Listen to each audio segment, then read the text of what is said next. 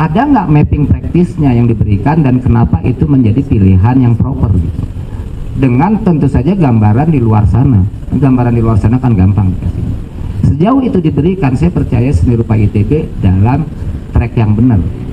Tapi sebaliknya kalau itu nggak diberikan, mereka confused dan mubazir gitu.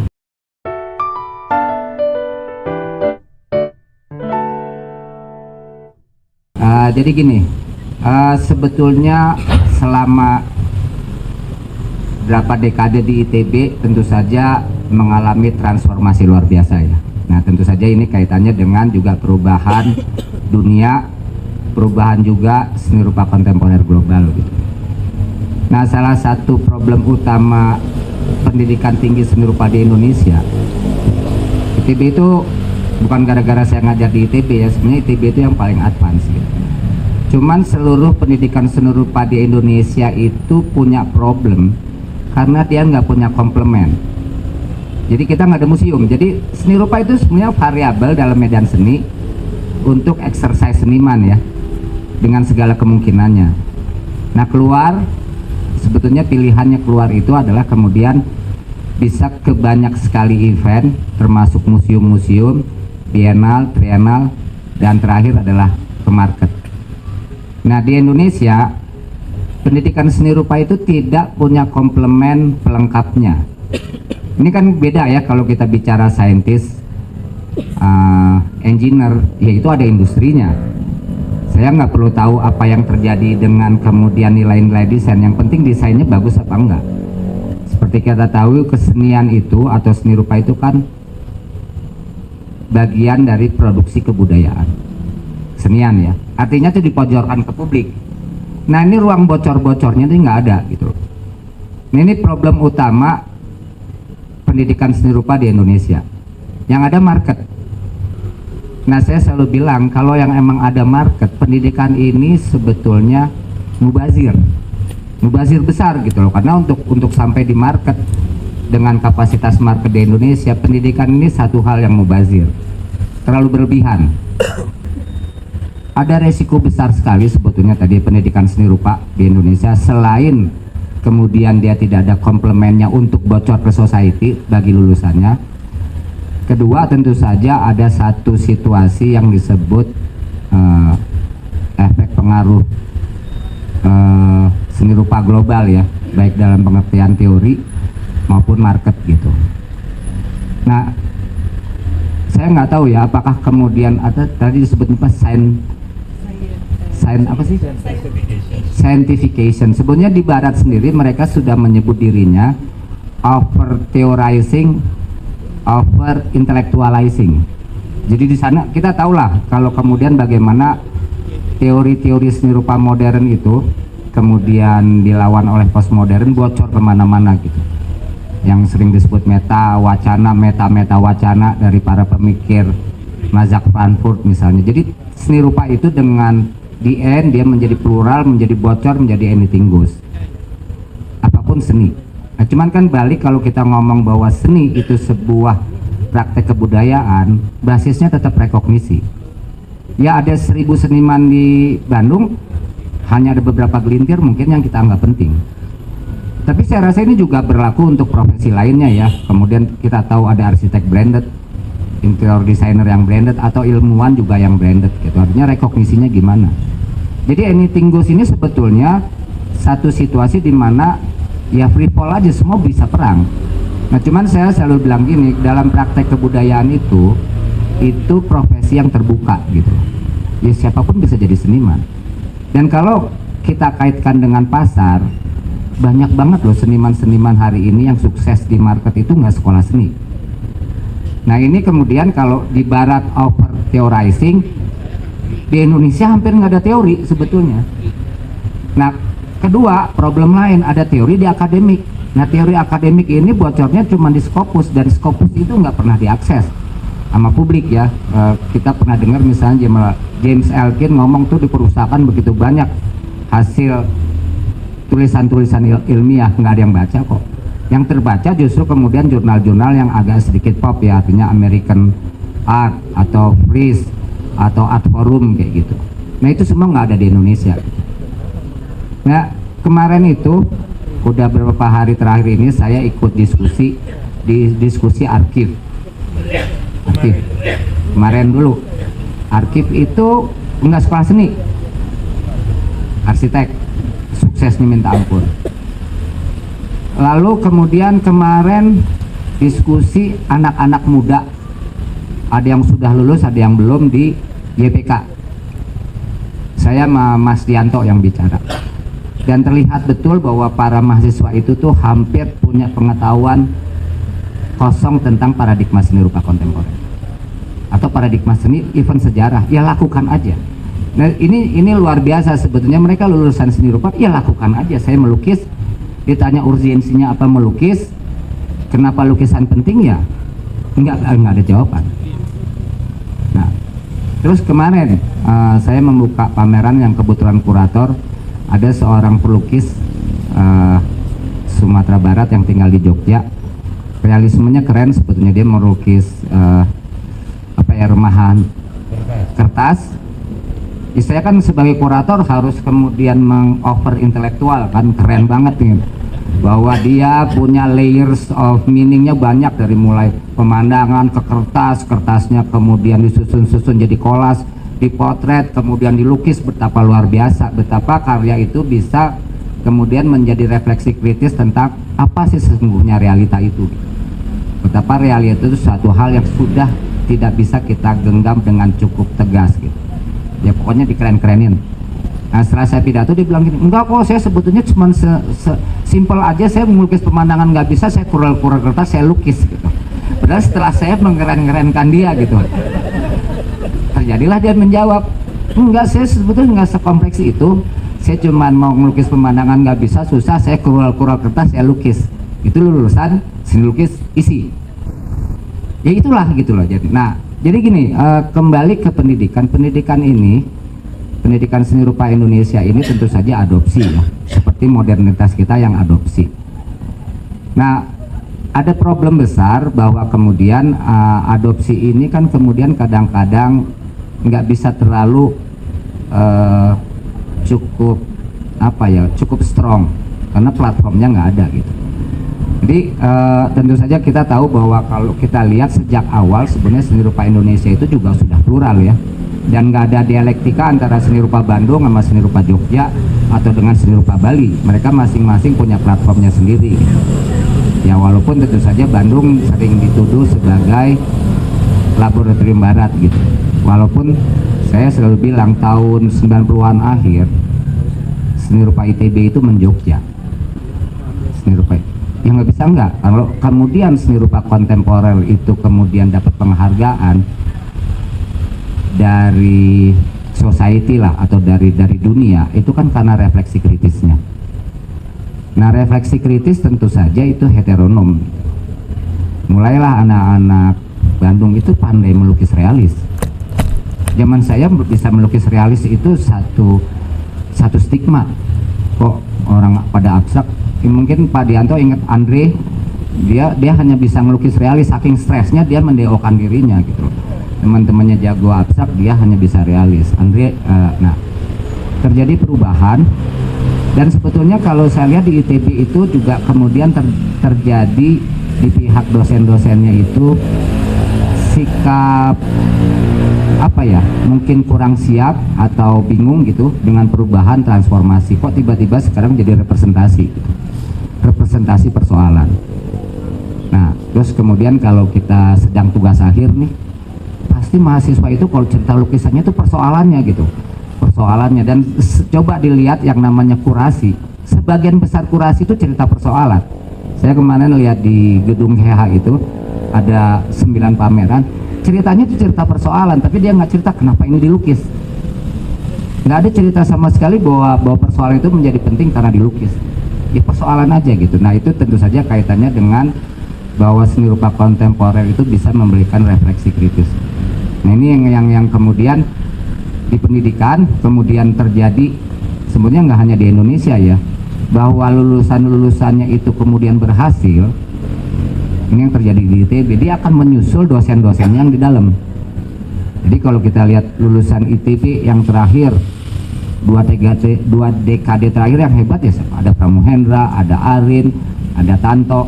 Mereka menyusul dosen-dosennya yang practice base ya, tersusul.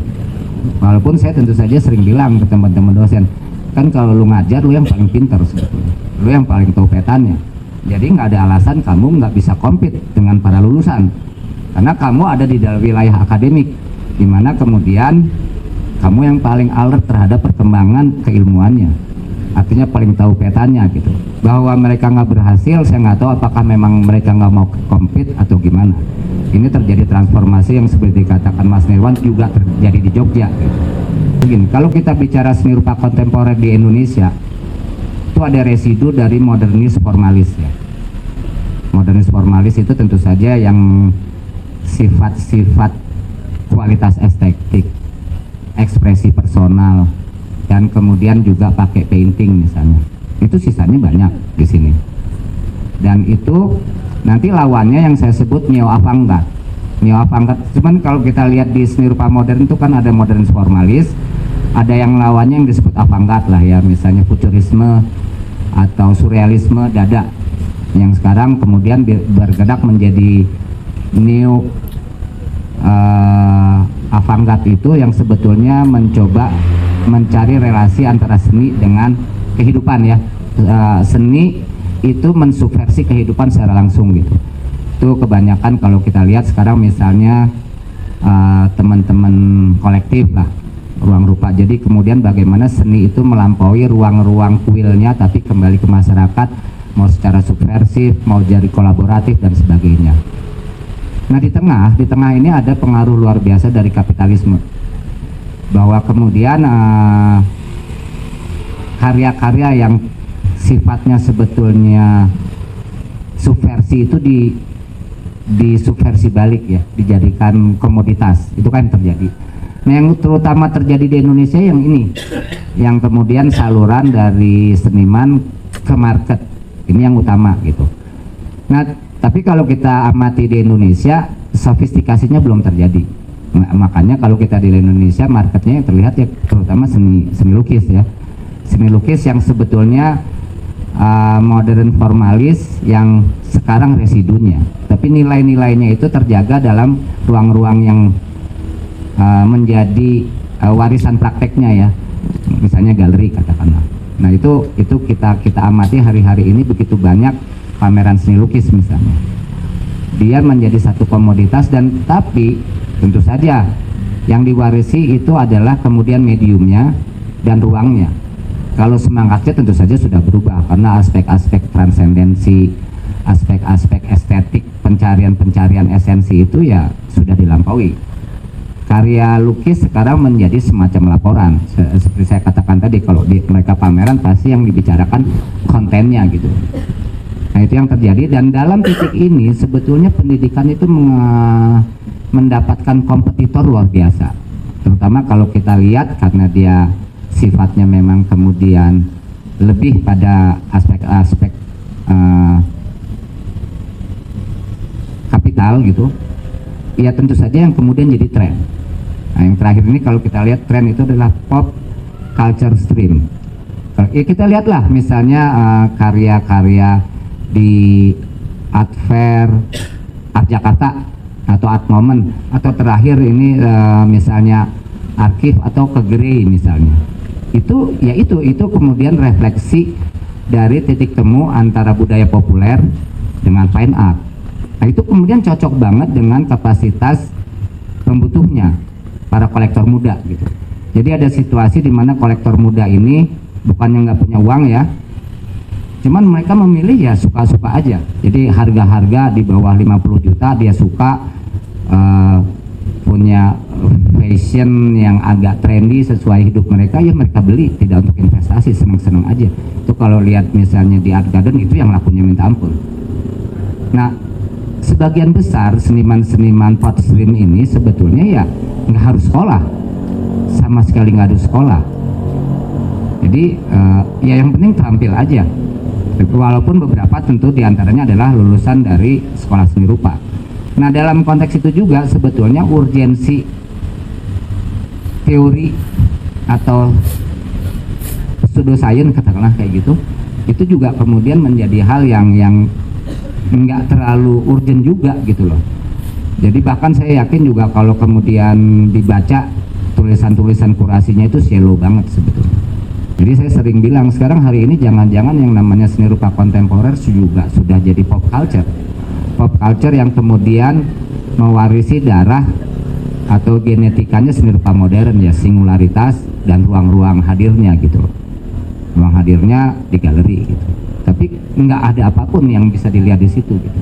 Even refleksi kritis. Nah, itulah situasi yang dihadapi pendidikan tinggi. Nah, tentu saja kalau kemudian kita bicara yang neo avant-garde, sebetulnya terjadi nilai-nilai yang lebih punya nilai ya. Kalau kemudian kita lihat misalnya bentuk-bentuk intersection antara art, science, dan teknologi, di mana sebetulnya seni rupa ITB itu satu-satunya perguruan tinggi seni rupa yang punya modal itu. Tapi ya kita juga udah ketinggalan gitu loh. Kalau kita lihat misalnya bicara tentang hal-hal yang berkaitan dengan artificial intelligence atau berkaitan dengan kemudian bioteknologi gitu, sebetulnya itu luar biasa. Karena bagaimanapun juga di situ sebetulnya seni itu masih punya peranan satu sebagai refleksi kritis terhadap kekuasaan kapital atau kemudian kekuasaan sains yang kemudian kadang-kadang playing God kayak gitu. Itu sangat mungkin dia sebagai refleksi kritis. Atau kedua, kalau di Indonesia tentu saja seni rupa ITB itu punya potensi kritikal terhadap kemampuan para sains kita atau engineer kita untuk compete dalam ya kapitalisme global gitu. Sejauh mana kita bisa mengelola sumber daya alam kita yang dikatakan luar biasa kaya, sementara di Korea mereka mungkin nggak punya sumber daya, tapi kemampuan teknologi dan sainsnya mampu menjadikan mereka bangsa yang ya bisa maju gitu. Jadi sebenarnya posisi neo avant-garde tersebut bisa sangat punya potensi kritikal atau potensi produktif gitu. Nah, pertanyaannya apakah itu ditangkap sama perguruan tinggi seni rupa? Oh, posisi saya strategis nih. Oke gitu. Nah, artinya apa? Kalau kemudian kita bicara lagi pada pendidikan tinggi seni rupa kontemporer itu menjadi faset yang semua bisa ditarik. Jadi kalau kita ngomong seni rupa ini, katakanlah teori seniman feminis itu kaitannya dengan teori-teori feminis di barat. Tapi tentu ada teori feminis di Indonesia, atau ada tinjauan terhadap feminisme di Indonesia, atau ada tinjauan terhadap bagaimana seniman mengenerate teori-teori itu atau mengidentifikasinya dalam konteks Indonesia. Itu baru satu faset. Belum nanti kalau kita ngomong tadi faset-faset lain ya, misalnya bagaimana relasi ilmu dengan seni dengan teknologi gitu. Jadi ini adalah sebuah situasi yang cukup luar biasa, khususnya di seni rupa, karena dia refleksi kritis, dia bisa kemana-mana. Nah, sadar nggak pendidikan tinggi seni rupa tentang potensi itu gitu. Nah, yang kedua tentu saja saya akan menyambung yang diutarakan Mas Nirwan tadi tentang kooptasi ilmu-ilmu lain ya. Saya nggak ngerti nih, misalnya istilah ilmu seni. Nah, katanya seni beda sama sains, beda sama ilmu. Di ITB itu akan ipteks, ilmu pengetahuan, teknologi dan seni ya. Artinya saya beda dengan ilmu. Tapi ilmu seni itu apa relevansi istilah itu gitu loh. Apakah kemudian dia keilmuan seperti humaniora, metodenya seperti humaniora atau gimana, atau sesuatu yang berbeda gitu. Nah, tentu saja paling aman karena humaniora kan udah metodenya udah lebih canggih, lebih established, kita selalu menggunakan itu. Tapi benar nggak penggunaan seperti itu gitu? Karena bagaimanapun juga kalau kita bicara tadi Bourdieu ya, ada sosiologi seni, itu kan bagaimana sosiolog itu melihat fenomena praktek seni atau antropologi seni atau bahkan ekonomi seni, bagaimana pasar. Nah, juga problemnya di Indonesia nggak banyak sosiologis ahli sosial itu yang mau mengidentifikasi praktek seni. Jadi kalau di luar itu over intelektual, over teori, ya di Indonesia itu sebetulnya tadi itu identifikasi itu belum dilakukan, sementara perkembangannya udah luar biasa gitu. Nah, ini yang saya pikir ini yang dilakukan oleh perguruan tinggi seni. Dan kemudian tentu saja kalau kita mengidentifikasi, kita bingung sendiri. Sebenarnya kadang-kadang saya berpikir gampang loh kalau mau bahwa pendidikan seni itu bisa pertama-tama excuse tuh gini, saya adalah bagian dari medan seni yang nggak dilengkapi oleh saluran bocornya ke society gitu. Nah, cuman pendidikan seni itu kan juga kemudian bisa mengidentifikasi mapping praktisnya gitu. Tadi di residu dari modernis formalis, terus kemudian terjadi sekarang sebetulnya kita sebut aja neo avant-garde. Di sisi lain ada kemudian pasar ini menyebabkan kemungkinan diversifikasi produk dari seni rupa kontemporer. Dia agak sedikit nempel ke budaya populer, dia bisa menjadi residu seperti karya seni lukis di masa lalu yang singularity dan aspek estetiknya menjadi utama, atau dia menjadi karya-karya yang bergabung dengan AI misalnya. Jadi banyaknya minta ampun, tinggal dibuat petanya dan kemudian ya resiko-resiko setiap variabel peta tersebut.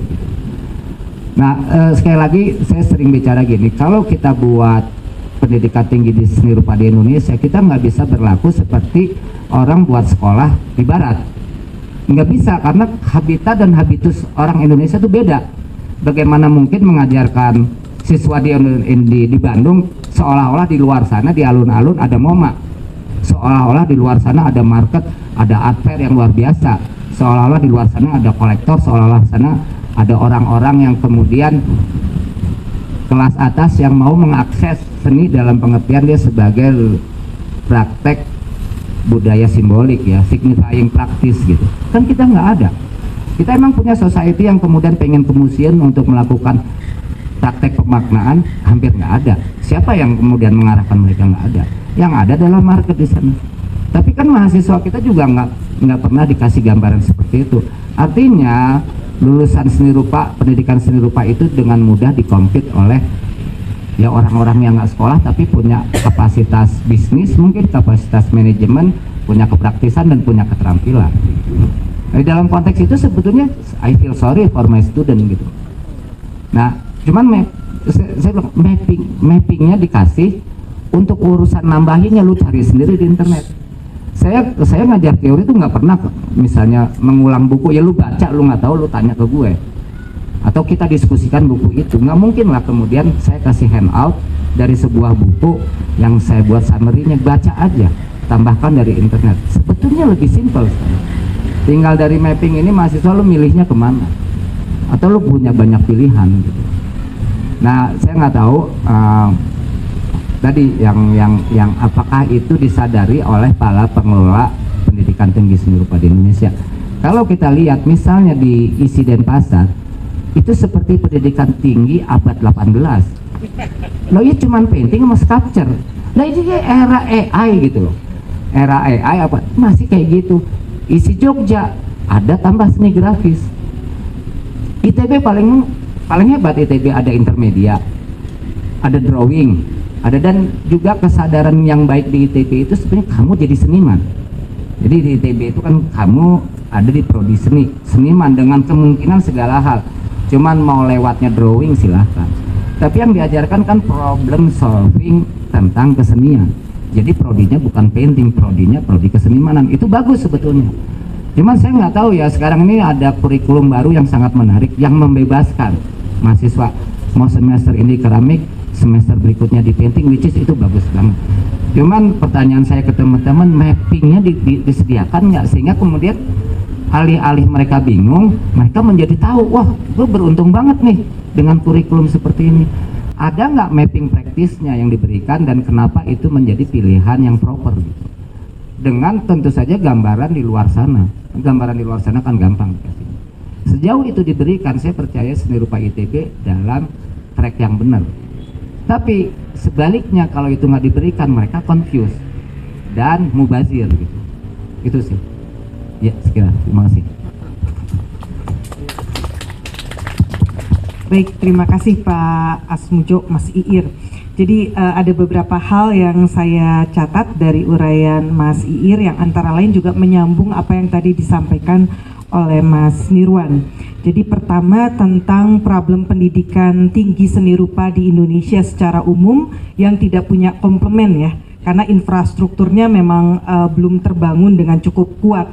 Yang menurut Mas Ir tadi, pendidikan seni rupa di Indonesia itu sebetulnya karena dia hasil adopsi sehingga tidak bisa terlalu cukup kuat gitu ya, karena juga tidak ada platformnya. Lalu kemudian yang menarik adalah tentang apa sih tantangan pendidikan seni rupa di era saat ini. Jadi kalau tadi ada dua hal yang saya catat dari pernyataan Mas Iir. Pertama, persoalan refleksi kritis ya. Jadi sebagai bentuk kritik, Mas Iir melihat bahwa di dunia pendidikan itu refleksi kritis agak kurang dilakukan gitu, padahal itu sangat penting. Kedua juga kemudian peran atau potensi kritikal terhadap sains dan teknologi, serta juga persoalan potensi produktifnya. Nah, tadi pertanyaannya adalah sadarkah pendidikan seni rupa khususnya FSRD ITB terhadap potensi itu gitu, refleksi kritis termasuk juga potensi kritikal dan produktif. Lalu tadi ada semacam insight gitu ya, bahwa peluang yang bisa diambil oleh perguruan tinggi seni rupa saat ini khususnya FSRD ITB adalah mengidentifikasi mapping praktis yang terjadi dalam medan seni rupa saat ini, termasuk juga resiko dari variabel-variabelnya.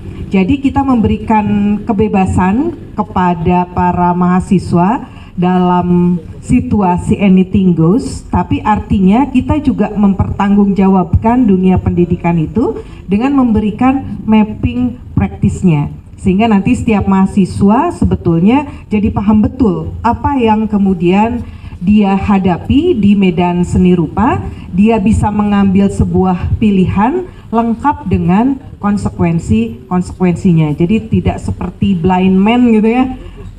Oke, sekolah ambil ini, setelah lulus lalu bingung gitu ya. Jadi saya rasa sebetulnya masih ada peluang ya untuk dunia pendidikan mengambil peran tersebut.